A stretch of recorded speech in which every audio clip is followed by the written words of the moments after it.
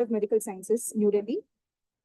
Sir completed his undergraduation, post-graduation, both from the Premier Institute, and developed special interest in the field of neonatology and worked in the same field from 1987. Sir has made outstanding contribution to not only to the field of neonatology in the clinical domain, but to the process of transferring of knowledge and skills in neonatology to the grassroots physicians and nurses in India, in Southeast Asia region, as well as outside this region in Africa, Bhutan, Iran, in a lot of countries. Under his leadership, his team has undertaken innumerable region-wide innovative multimodal training programs in some of the most crucial areas of newborn care, like resuscitation, care of the small and sick newborn, prevention of retinopathy of prematurity, neonatal ventilation, non-invasive ventilation, including CPAP, and in setting up international standards for facility-based neonatal nursing. He conceptualized the idea of creating uniform structured teaching aids for pre-service and in-service education. And he has spearheaded the process of development of webinars, audio-visual lectures, and teaching aids for important topics in newborn health in 2010, and they were revised in 2021. Most of you can access these webinars from the All India Institute website. With partnering institutions in Asia, Sir has steered the development of online e-learning platforms such as OnTop on newborn health for health professionals from 2011, and multiple sessions of OnTop have now been conducted, which have benefited thousands of postgraduates, pediatricians, and nurses all over the country and beyond. With the help of UG students, Sir has also been instrumental in developing applications, apps on smartphones for the management of sick newborn, and these were conceived and rolled out in the year 2013, and multiple apps on smartphone, both Android and iOS, were developed, including those on helping babies survive on AAP. He has assisted the Government of India and the UNICEF in operationalization of newborn care in the country, and World Health Organization and UNDP and UNICEF in establishing facility-based newborn care centers in DPR, Korea, Maldives, Timor-Leste, in many other countries. Sir has helped pediatricians in Bangladesh, Nepal, Bhutan, Indonesia, Iran, and Mauritius in establishing CPAP and ventilation services.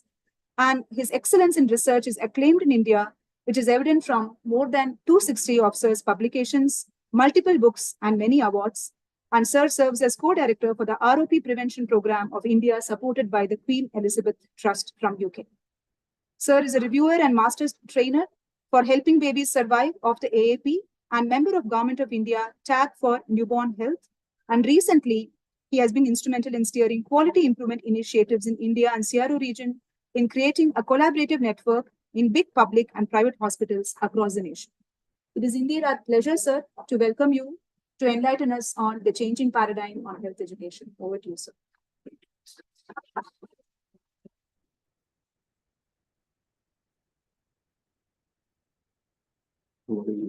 This is for the YouTube. Oh, wonderful.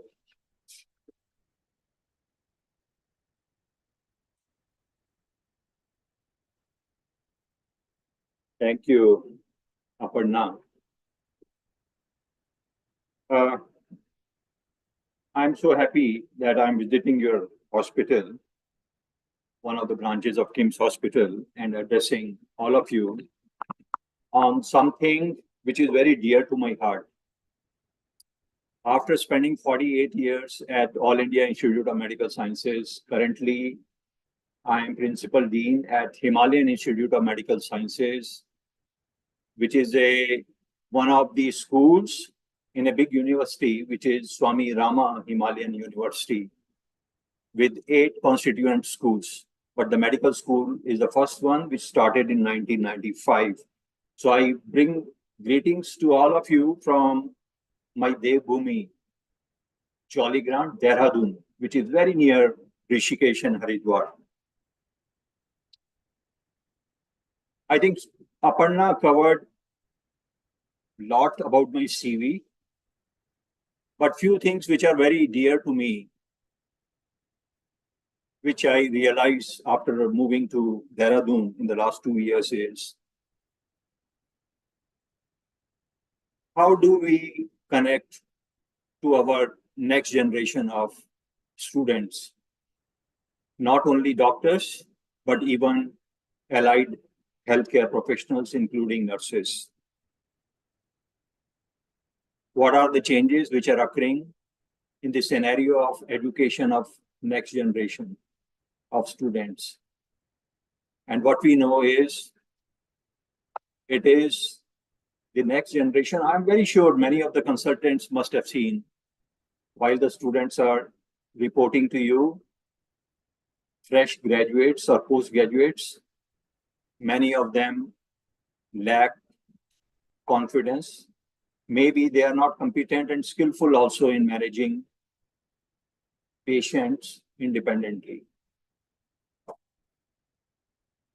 In addition, many of you who are teachers or faculty in various fellowship programs must have seen that the interest of student in attending classes is dwindling, and we keep on complaining as a teacher or as a faculty.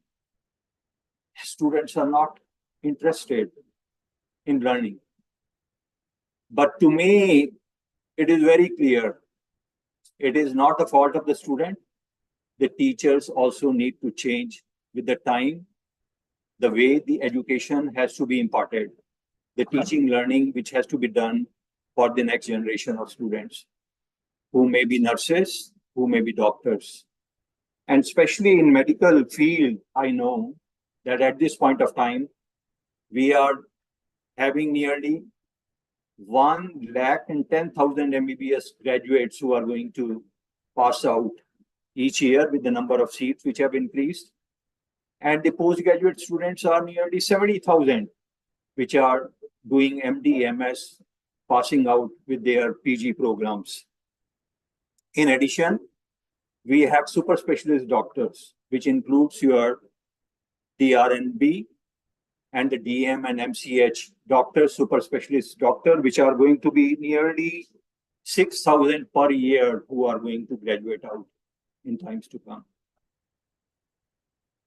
And I think it is the responsibility of all of us as teachers to make sure that our future generation of doctors are competent, confident, they are also leader, and we also want and wish that they should be physician scientists also.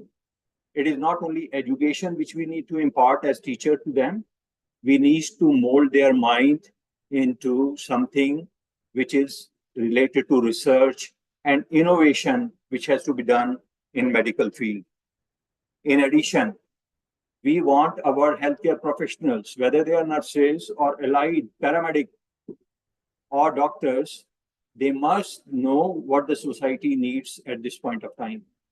They should be able to provide high quality, cost-effective care to the patients, and then must be aware about how you can reduce out-of-pocket expenses for the patients. So as we move and look ahead, we know that the way the teaching learning which has to happen has to change.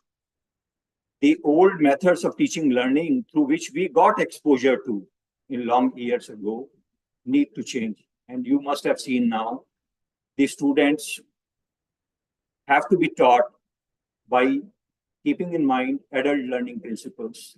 It has to be small group teaching learning which has to happen to them. It has to be self-learning, self-directed learning which has to be done. And then the evaluation process has to be inbuilt by the teachers. And what we want is our students have to be lifelong learners. We need to inculcate that habit into them. And for teachers, I think is very important. They need to change. They need to make change and the way the teaching learning has to happen. And small changes by the teachers will make sure that you are able to impart high quality education to your students.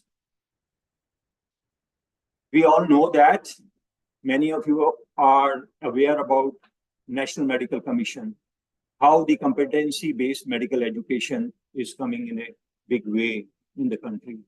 And if we have teachers who are not exposed to how CBME is to be done, then what happens is they always keep on saying that,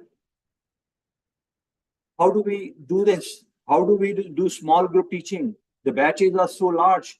Like the medical students who are getting admitted, the batches are 100 or 150. And in few of the medical schools, it is 200 students which are coming at one point of time. But we know the way the education which is changing is, it is early clinical exposure which is happening to the student. That after first year itself, they are getting exposed to the clinical departments. And the way the teaching is happening is the vertical and horizontal integration. Like the seminars which the students are exposed to is cutting across that particular year, and then vertically also it is happening. In addition, it is interdisciplinary type of education which is provided to the student. And the students are exposed to the newer ways of ATCOM. ATCOM is attitude building, ethical way of dealing with a patient, which is, and then the communication skill, which are going to be learned by the student. There is a mentor-mentee program. I know in medical school it happens, even in the nursing school it happens. But the new thing which has happened is the feedback. Feedback, which is a 360-degree feedback. The students are giving feedback for the teachers' classes which the teachers are taking. And it is given to the head of the department and even for the teacher for making an improvement. Students are exposed to research. They are given the opportunity of doing electives. In a 4.5 year, 1 month is elective. It is broken for 2 weeks and 2 weeks. That means even the teachers who are mentoring these undergraduate medical students, even the nursing students, must know the research methods well. Because unless they know that, they will not be able to mentor their students well. And I know in your fellowship programs, in your DRNB program, you have thesis, which is mandatory. I don't know whether it is mandatory or not, but for PG students, it is mandatory thesis which has to be done.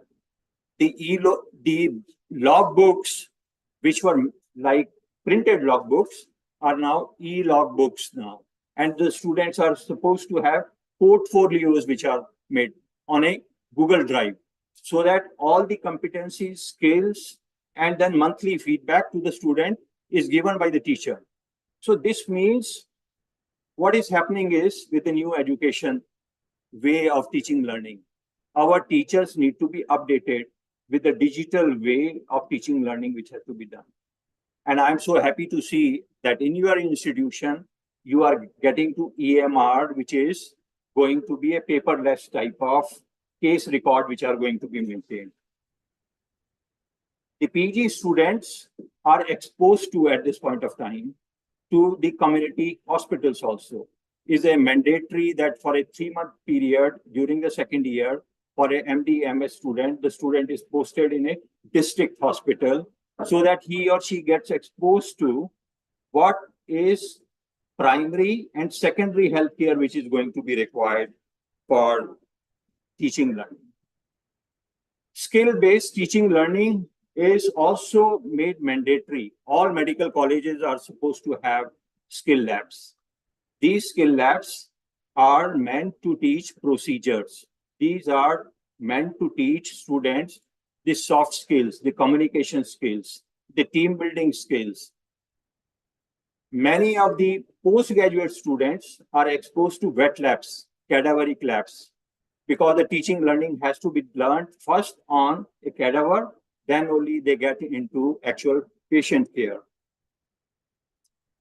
And in a big way, you must have seen that for skill and simulation-based teaching learning, crisis resource management scenarios are taught to the postgraduate student, in which situations are chosen in the operation theater, in the emergency department, or labor delivery room, or a crisis situation which happens in the ICU, how you work as a team, along with your nurses, along with your attendants, with other disciplines, and try to provide the best care for the patient outcome. So crisis resource management leads to building soft skill, leadership qualities in next generation of students. So this is a new way of teaching learning, which is coming in a big way for postgraduate students.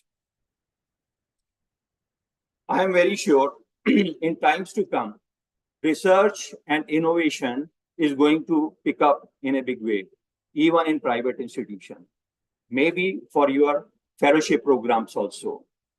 And for the next generation, younger generation, already seats for doing research are put while they are doing the undergraduate medical school.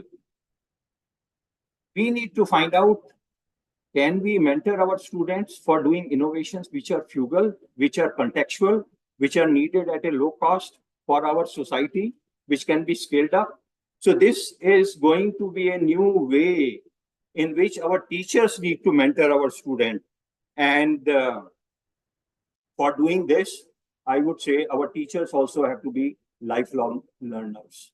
We can't keep on complaining that our students are not interested. If they are not coming to the class, if they are not interested in teaching learning process, then maybe there is something which has to be done, but on the side of the teacher. Teacher need to improve the way the teaching learning is happening and make sure that the students get interested. And at the end, the student is not only having the knowledge, he should also understand why that thing is happening. And then if it is a skill, he should be able to show the skill and demonstrate the skill and should tell all the steps of the skill which have to be performed for a patient care. In a big way, in many institutions, value-added courses are developed by the teachers. So the teachers need to get into developing these courses so that at a free time, which is away from their duty times, the students are able to take value-added courses. I'm sure your hospital is NABH accredited. It is NABL also. I don't know about the NAC, National Assessment Accreditation Council, NAC. NAC accreditation is done. It is to make sure that the education which happens in that particular hospital is according to some standards.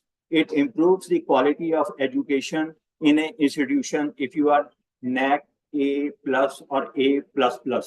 So this is another thing which need to be kept in mind if you want to make sure that your institution is going to be recognized not only locally, but internationally, and for doing collaboration between the different places so that there can be exchange program for the students. Times are changing, especially for the healthcare. Healthcare is complex. It can't be delivered by individuals. It is becoming interprofessional. It is also becoming interdisciplinary. And as we move further and further over years, what is going to happen is the cost of treatment for various healthcare disorders is going to increase more and more. What we have to keep in mind is, can we prevent many of the things which we are facing at this point of time? Can we teach that to our students for preventive and promotive healthcare in a big way so that we are able to take care of the disease condition rather than they are reporting late to a tertiary care hospital? Because as the technology comes more, what is going to happen is the cost of treatment is going to escalate more and more. And then what is going to happen is the poor are going to be marginalized. They will not be able to get that care. Lifestyle diseases are going to increase more and more in especially the urban areas. but the rural areas will still keep on grappling with diseases like infectious diseases which happen due to lack of water, sanitation, and hygiene. So we have to keep in mind that all the doctors and healthcare professionals learn from the patients. Patients teach all of us while we are working in a hospital. Even for a surgeon, we learn from the patients. We become more skillful, more competent as the time passes more and more. So we need to keep in mind that while poor patient comes to us, we can't refuse treatment to them. It is not ethical to deny treatment to a needy patient. We have to make sure we are able to get resources from somewhere to help those patients who are poor.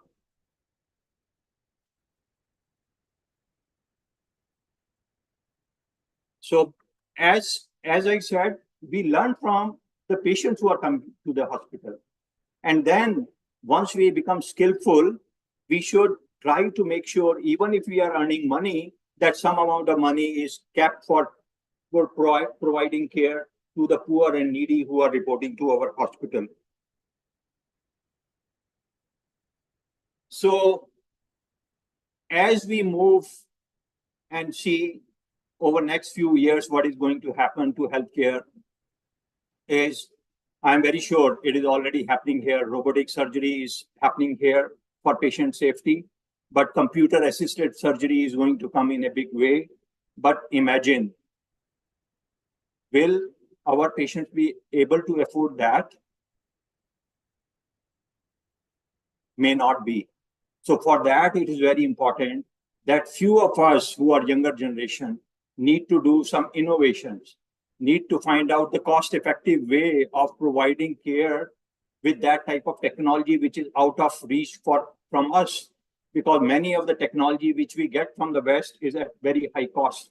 Can we do innovation which are low cost and try to give it to our patients? And there are a lot of examples, especially in field of neonatology and many of the fields, where we have developed low-cost innovations like cooling device for treating patients with hypoxic ischemic injury. Can we do this for other things which are there in healthcare? So that is going to be what is going to be required. So as I said, for you, all of you who are working here in this institution, you have a lot of fellows who are with you.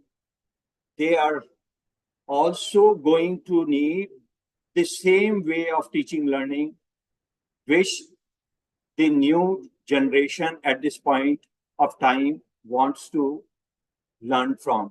And this is a change which is happening in National Medical Council, in all the medical colleges, and even in the nursing colleges.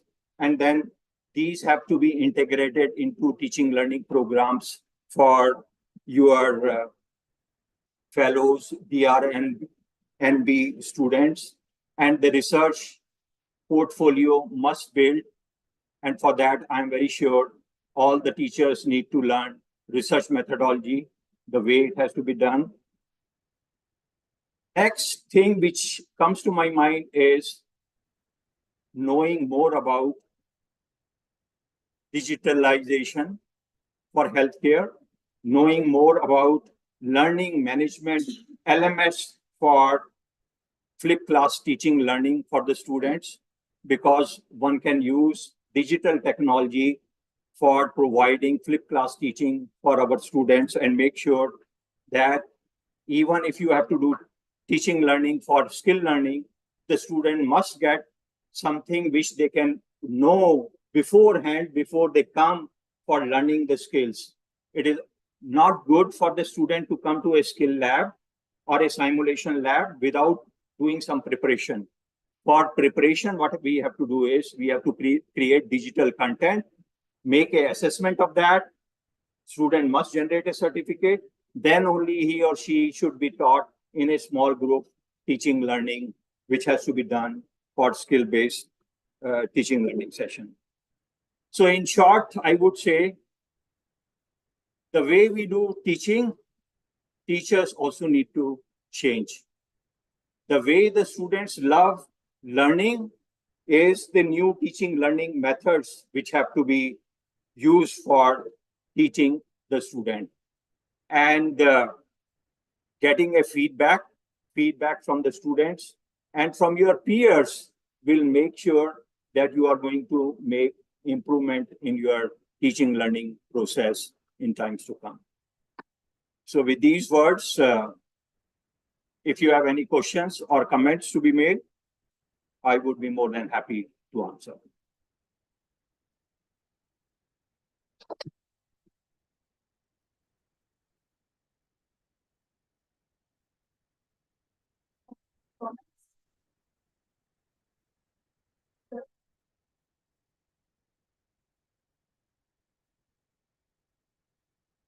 Yeah, I heard about you.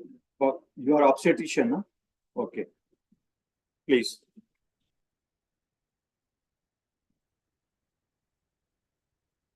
So learning is an ongoing process and I still learn every day. That is what I have to say. And to be very precise, I still remember my teachers and I'm so grateful for them that they have incorporated some ethics and also have improved my learning skills. I can never forget my surgeon, my professor, Dr. Deorari, who taught me general surgery. I cannot forget Dr. Prabhavati and Dr. Maleha Rao. She was in Yashoda, who taught me my surgical, gynec, and obstetric skills. I cannot forget my mentor, Dr. Durga Rao, who is the owner of OSS Fertility, who taught me ethical fertility treatments. And still, I trust her for her ethics. And I have imparted my own sense of innovations into that. And now we do everything about natural fertility and how to improve your natural fertility rates. And with constant innovation and constant refinement in lifestyle changes and incorporating those lifestyle changes into your daily life, we have increased our normal delivery rates. We are looking at a future kids who are going to be healthy and intelligent too. That is our main projection. And the way you have to think and the way you have to move forward in your career is at the speed of light. Otherwise, you'll be back. And you should always not only think about your growth, you should always think about into 10 times, because everybody around you also should grow. Everybody that you're teaching should understand, learn, and everybody should want to become like you. So that is what is something next going to make better doctors who are going to have better life, and we will be able to treat the volume of patients that we're going to see. Like what Sir has told, it is an explosion of lifestyle diseases that we're going to see in the next couple of years. The explosion has already started, and there will be not enough of doctors to treat those kind of problems. And we are facing a surge in lifestyle diseases. I am seeing every day 50 kgs woman, 26-year-old with abnormal GTTs. Imagine what will be the plight of their life in about 5 to 10 years. So there would be a definite surge in the need of physicians, cardiologists, renal specialists, nephrologists, and other team, because these are going to be next into their hands. Whatever said and done, now patients, for one matter of fact, they are not empowered to change themselves. How much ever we are trying to tell them, it has become a temporary thing. Adapting to a change permanently is difficult and it needs constant motivation. For my angle, I deal with obstetrics, gynec. I have a lot of obstetric patients. For them to manage for a couple of months is easy for me. But once they are delivering and they fall into the trap of again the same life, they are not being highly motivated. So there is going to be a surge of a lot of non-communicable diseases. And there is also a surge of communicable diseases because lack of discipline also.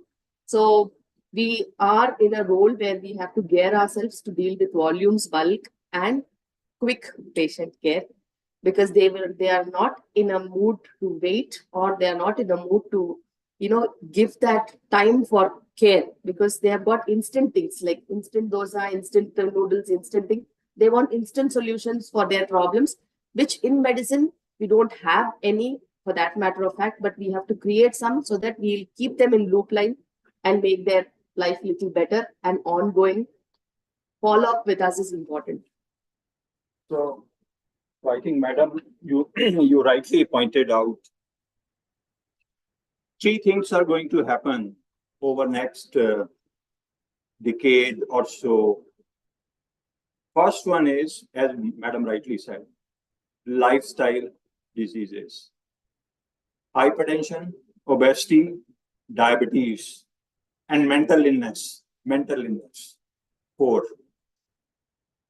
And you know, the solution for this is integrative medicine. People who do allopathic medicine must try to see what is the role of yoga. I heard this room is yoga room. Yoga, even for pregnant women, what is the role of yoga?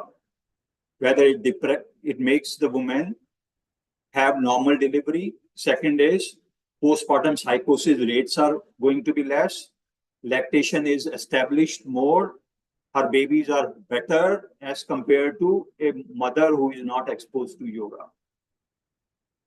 Second thing which is going to happen in a big way, and those of you who are from allied healthcare line, is aging population. Geriatrics care is going to increase more.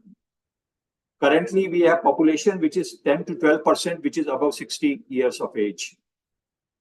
The prediction is this population is going to increase over next 20 years to double. That means our geriatrics population is going to be more and more, and they will need more help. So allied healthcare professionals will have to do that. People who take care of chronic diseases, also maybe renal disease, heart disease, neurological disorder, again, that is going to come in a big way. We need to keep on thinking how the patient load is going to be different in times to come. What are the diseases which are going to be there? But our job should not be only to think of treating. Can we do prevention? Can we do holistic healthcare by providing good nutrition? Also making sure our younger generation is eating healthy, is able to take a good sleep. People enjoy, they have a hobby, they must have friends, otherwise they will have mental illnesses which are going to be. There will be anxiety, sleep deprived, must have breakfast also every day. Don't come to the hospital while you are working without having breakfast, especially for the younger generation, and must have a sound sleep, must have friends so that you can laugh. Very important, and enjoy the nature. So unless we do this, our younger generation is going to be under stress, and we see that time and again. You must have seen, not in your city, other cities, this has happened. One suicide, the student has done this, that. Why it is occurring more? Is it media which is there, or the actual problem? Drug use, drug abuse, alcohol use. Again, these are problems which are going to come more and more and more and more. So people who are the CEOs of the hospital must start thinking where to invest more and more to help these patients who come to the hospital. But also keep in mind, can we do preventive and promotive healthcare by going to the community? Can we spend some time doing community clinics for maybe early picking up of the disease rather than patient is coming late who is uneducated from the rural areas? So think about that, because doctor's profession and nursing profession or paramedic profession, we say look for service. Okay, we need to earn money, but we also have a responsibility to take care of the community from where we are coming. So I agree with Madam completely that we need to keep in mind about lifestyle diseases which are going to come in a big way, aging population which is going to be a problem, and then the integrative medicine which is a way forward for many of us. Sir?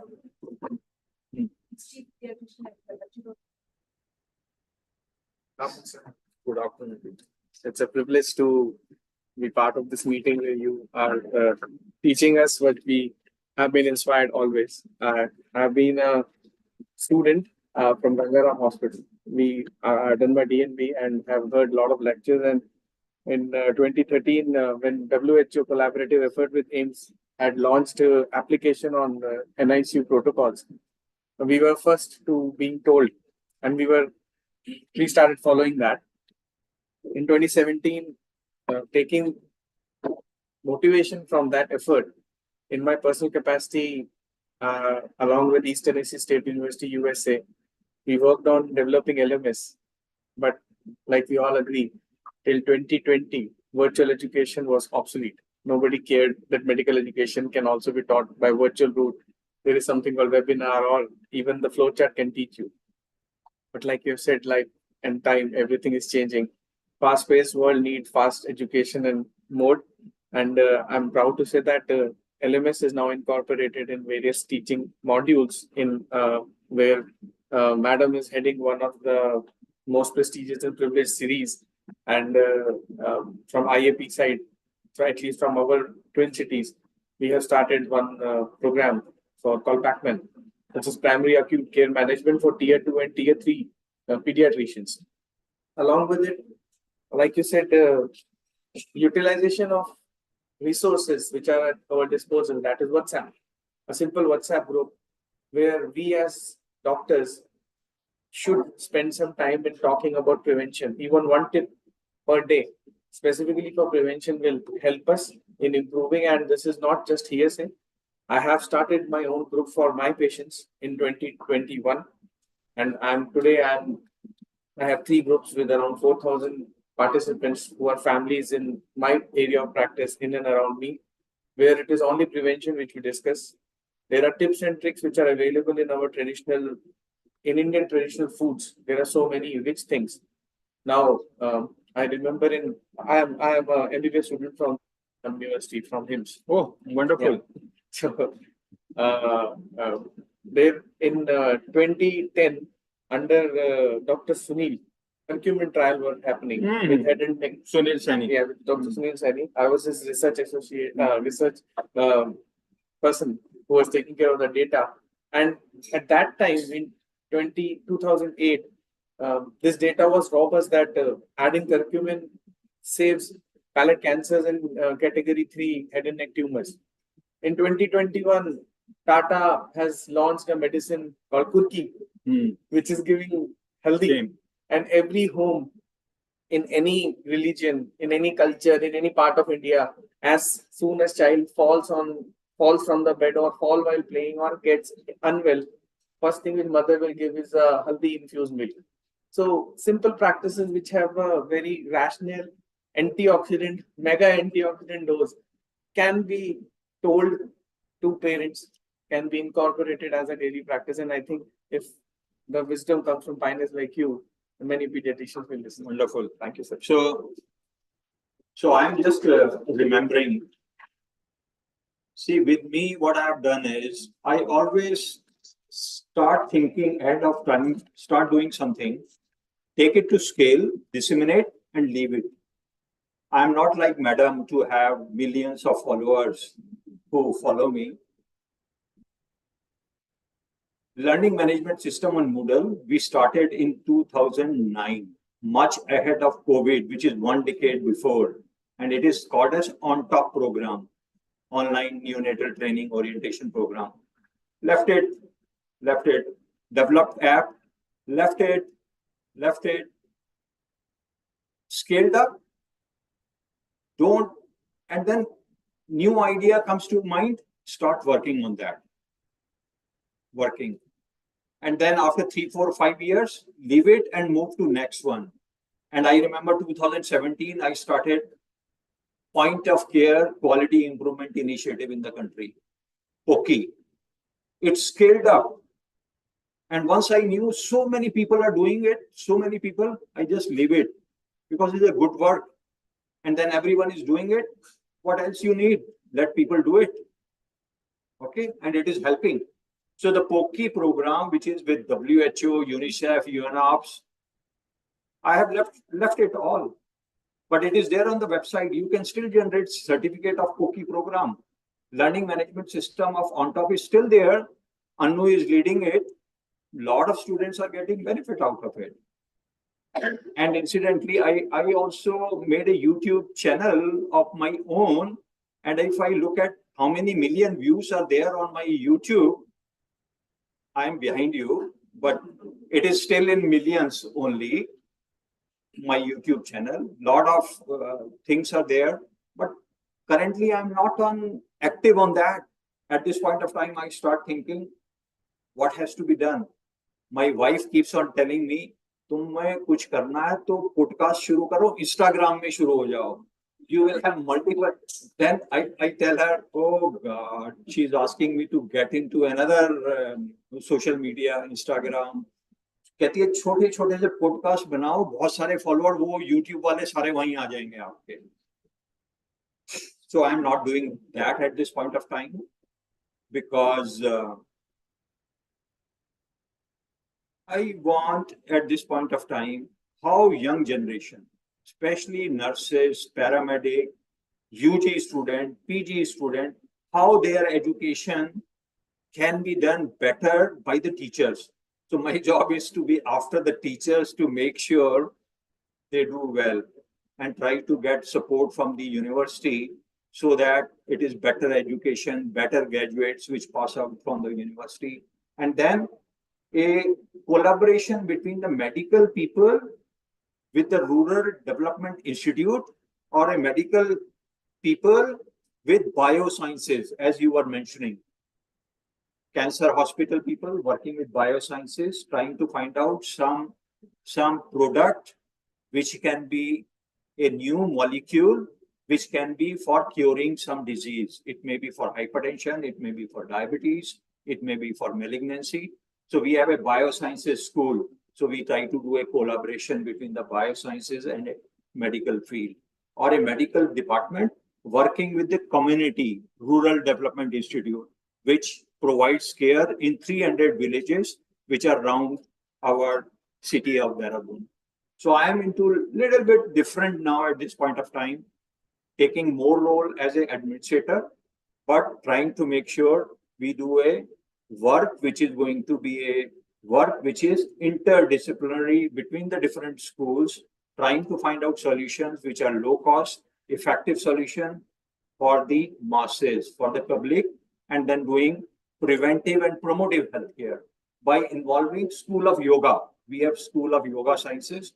So I keep on pestering them, start doing something with the cardiology department, with the medicine department, with the obstetric department, because we have 20 students who do PhD. They need research topics which have to be for yoga students. So that type of collaboration they do. And we guide them what is the proper type of research which can be done with allopathic medicine. So any more question? Maybe madam has something to.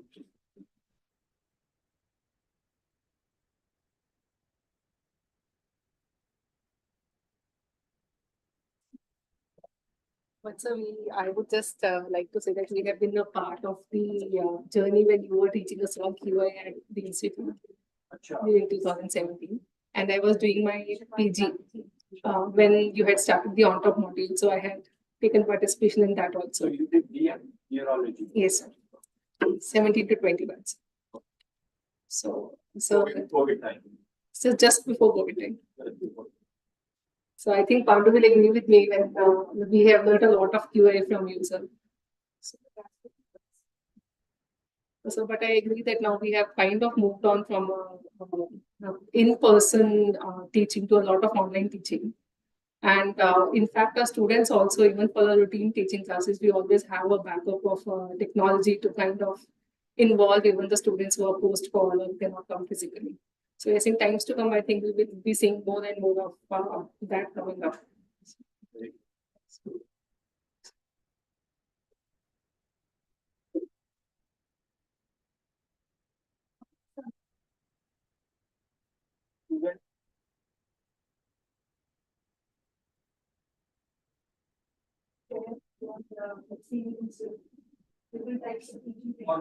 What do you want? How the teaching has to happen?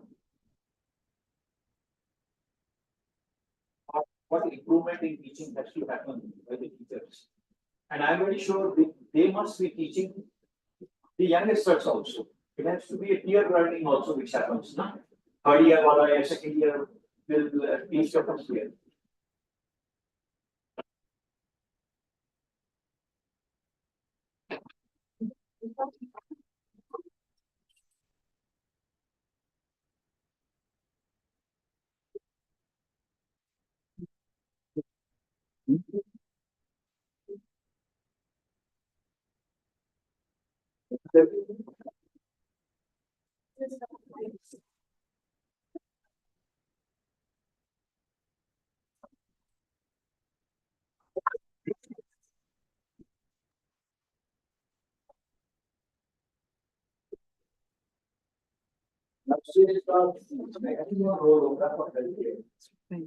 Because 24/7 they stay with the patient, especially in ICU.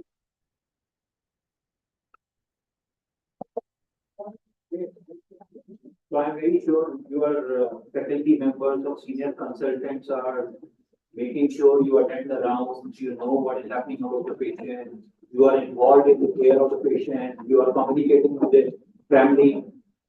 And while you are doing all this, your mind is away from your WhatsApp and social media. Because mindfulness also in healthcare is very, very important. Otherwise, you create more complications for patient care. Yes, Good evening, sir. As assistant nursing superintendent.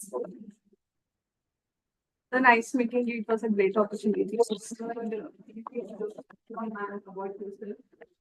Like nurses, the batch which we are receiving, like the freshers, like from basics onwards, again we are deviating from vital signs. Like in the colleges, I think just they are by hearting and they are passing. But the basic like procedures also like enema, from there onwards we are starting again. So how we can improve it? have to start from the basic. Yes. So I think the problem is the mushrooming of medical colleges and nursing colleges. Many of the nursing colleges which are there, they have no attachment to the hospital also. Yes. So sir. people are getting out from the system just having theoretical knowledge and passing the examination. Practically, they don't have any knowledge. Practically, they have not interacted with the patient. Right. And much of the teaching is happening on the models. Yes. Still can get some models are there. So when we are receiving them, we are giving the inductions like 3 to 5 days. We have the induction program. Like 50% we are teaching them. So like for 3 months we are observing. We are not giving the patient. From the vitals only we are starting again. And small procedures practically whenever the seniors are going, we are attaching to them, asking them to observe. And again we have the mentorship and bedside classes. And the consultant also they are taking like workshop practically. So like that we are improving, but still. So I think that is the only way. So one is the pre-service education. The second is in-service. Yes. While your nurses or the younger doctor is coming, then you have to tailor-make your teaching learning for the need-based. What actually that nurse is supposed to do for the patient, that needs to be taught to her, and that needs to be practiced. So what has to be done is you have to put that nurse who is the new one with the senior one, Yes. buddy nurse for some time, and then she learns and gradually keep on building her competency, skill, and knowledge, do the workshops, hands-on, Yes. give her the feedback. And then always they will be with you. They will never like to. Sir, after 1 year again, once they have thoroughly practiced, everything is done, they are leaving. Leaving. Again, another bad See, day. what happens? This is going to be. You cannot stop younger generation if they are going to get a better job opportunity, or if their pay scale is going to be higher. They will leave. We are all human beings. Okay, and you can't keep on holding those people. But in any case, it is not a loss. He or she has gone to another unit. There also she will help other patients. Right. Her job is to create more nurses than who are going to be fresh one and create them. Yes. And then the responsibility comes on the CEO of the hospital or the whether they are able to keep those nurses with them or not by giving higher salary. What is the cadre for their promotion? That has to be done. But you are doing a good job. Thank you, sir.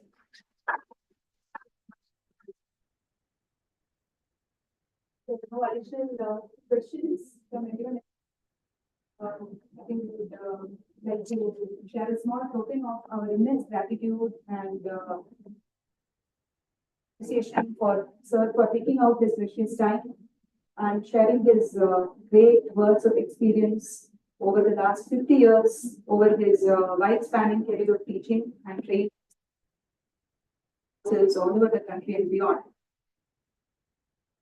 Calculate your suggestions, sir, on the inclusion of innovation in our day-to-day practice, emphasis on teaching training as an ongoing process, emphasis on nursing education, emphasis on tailor-made research, which will subserve better quality of care for our patients, and more importantly, the emphasis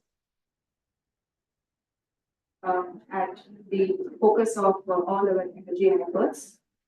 On behalf of the hospital, may I now request Dr. Sudhakar, Chief Operating Officer, to kindly present memento to Sir, and also request Dr. Shilpi Ma'am, Clinical Director of Obstetrics Gynecology, you can state Sir with a small bouquet on behalf of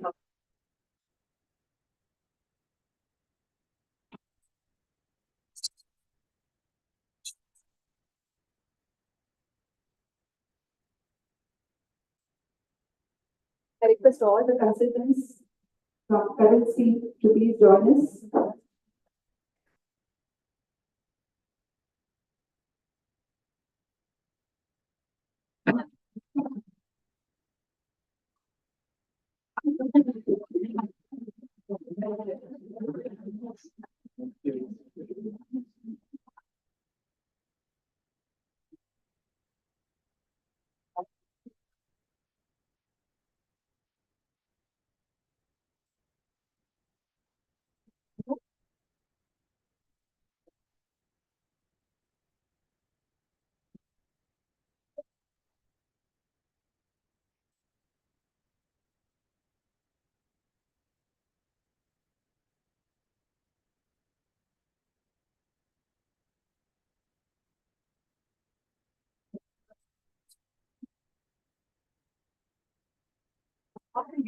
Stopping.